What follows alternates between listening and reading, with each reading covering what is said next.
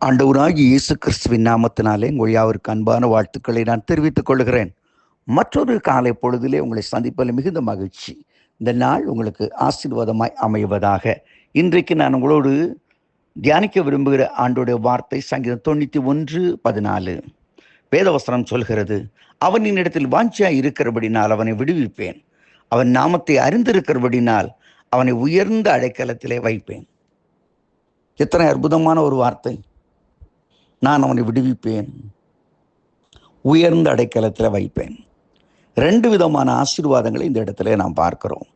கர்த்தர் இன்றைக்கு இரட்டிப்பான நன்மை உங்களுக்கு தர விரும்புகிறார். ஒன்று, உங்களை விடுவிக்க விரும்புகிறார். God want to deliver you. கர்த்தர் உங்களை விடுவிக்க விரும்புகிறார். எத்தனையோ பிரச்சனைகள், எத்தனையோ நெருக்கங்கள், எத்தனையோ பாரங்கள், இவை இன்னும் கர்த்தர் உங்களை விடுவிக்க விரும்புகிறார்.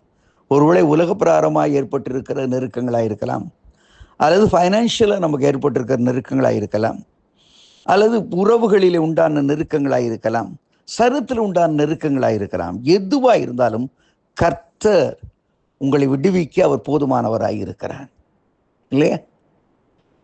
ஆண்டவர் என்ன சொல்லானா, அவன் என்னிடத்தில் வாஞ்சியாக இருக்கிறபடினால் அப்படின்னு இங்கே எழுதப்பட்டது.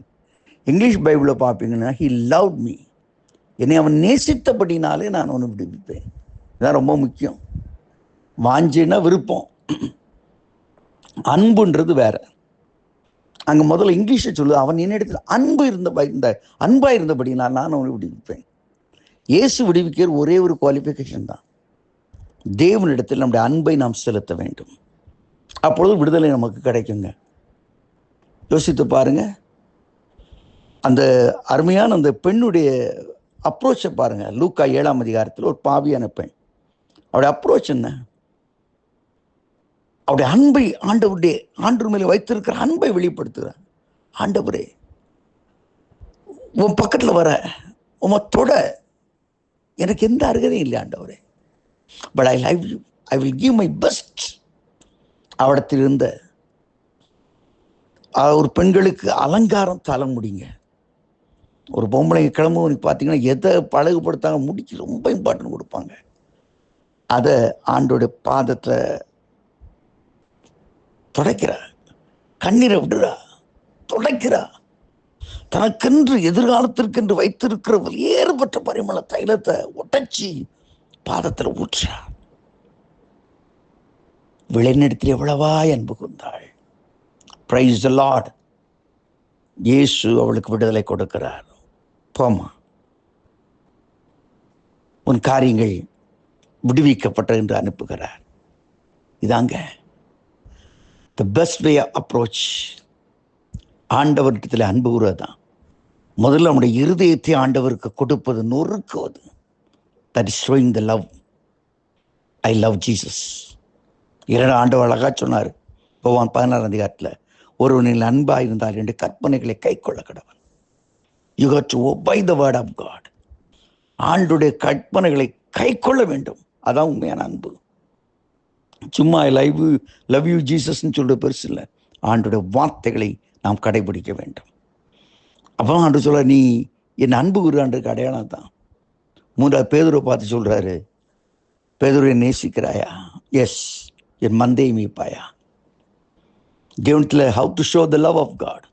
ஆண்டுடைய அன்பை எப்படி வெளிப்படுத்துறது? மற்றவங்களுக்கு ஆண்டவரை சொல்லணும். 3 things. ஆண்டவரத்தில் அன்பு கூறுவது என்பது நம் இருதயத்தை நொறுக்குவது. ஆண்டவரத்தில் அன்பு கூறுவது என்பது அவருடைய வசனங்களை கைக்கொள்வது. அவருடைய அன்பு கூறுவது என்பது அவருடைய மந்தையை மேய்ப்பது. அவர் சொல்கிறார், நான் அவனை விடுவிப்பேன். இப்படிப்பட்ட காரியம் உன் வாழ்க்கையில் இருக்குதா? ஆண்டவரை பற்றி சொல்லியிருக்கியா? ஆண்டோடைய வசனத்தை தியானிக்கிறியா? சும்மா அழுதுகிட்டே உட்காந்துருக்கு. ஒரு நாளைக்கு எத்தனை வசனத்தை மனப்பாடம் பண்ற? கொஞ்சம் யோசித்து பாரு. அதை செய். அடுத்து சொல்றாரு, அவன் என்னை அறிஞ்சிருக்கிறான். அறிஞ்சவனுக்கு தானே உயர்ந்த அடைக்கல வைக்க முடியும். ஒருத்தர் வெளிநாட்டு போகணும்னாராம். ஆண்டவரை கொண்டு போகலன்னு சொல்லி ஒரு நாள் தீர்க்கதரிசி வந்து அவன் ஜெபம் பண்ணி சொன்னான், அப்போ தம்பி, கர்த்தர் ஆண்டவனை வெளிநாட்டு கொண்டு போவார், அவன் பாஸ்போர்ட்டை காமினாரான். அப்படி ஒன்று இருக்குங்களா? அதை எடுத்தானாப்பா அடுத்த ஸ்டெப்புக்கு போக முடியும். முதல்ல பாஸ்போர்ட் எடு. இவ்வளோ ஆண்டோடைய நாமத்தை அறிஞ்சுதாலும் உனக்கு விடுதலை கிடைக்க முடியும். உன்னை இப்படி பேசுகிற இன்னார் என்று அறிந்திருந்தால் அவடத்தில் கேட்டிருப்பாய், அவன் உனக்கு ஜீவத்தை நீ தந்திருப்பான்னு சொல்லி சமாரி ஸ்திரிட்டு சொல்றார். ஆண்டவர் அறிஞ்சிருக்கிறோமா? உயர்ந்த அடைக்கிறது போனால் கர்த்தர் அறிந்து கொள்ளும். But you know about him. அவரால் என்ன முடியும்? அவர் என்ன செய்ய முடியும்? அப்படி அறிந்திருக்கும் பொழுது உயர்ந்த அடைக்கிறதுல வைப்பார். இன்றைக்கு காலவேளை கர்த்தர் 2 விதமான வாக்குத்தை சொல்றார். ஒன்று, உன்னை விடுவிப்பேன். இன்னொன்று, யாரும் தொட முடியாத ஒரு உயர்ந்த ஆசீர்வாதத்தில் உன்னை வைக்க விரும்புகிறார். அப்படிப்பட்ட இன்ப நாளாய் கர்த்தர் இந்த நாளை மாற்ற விரும்புகிறார்.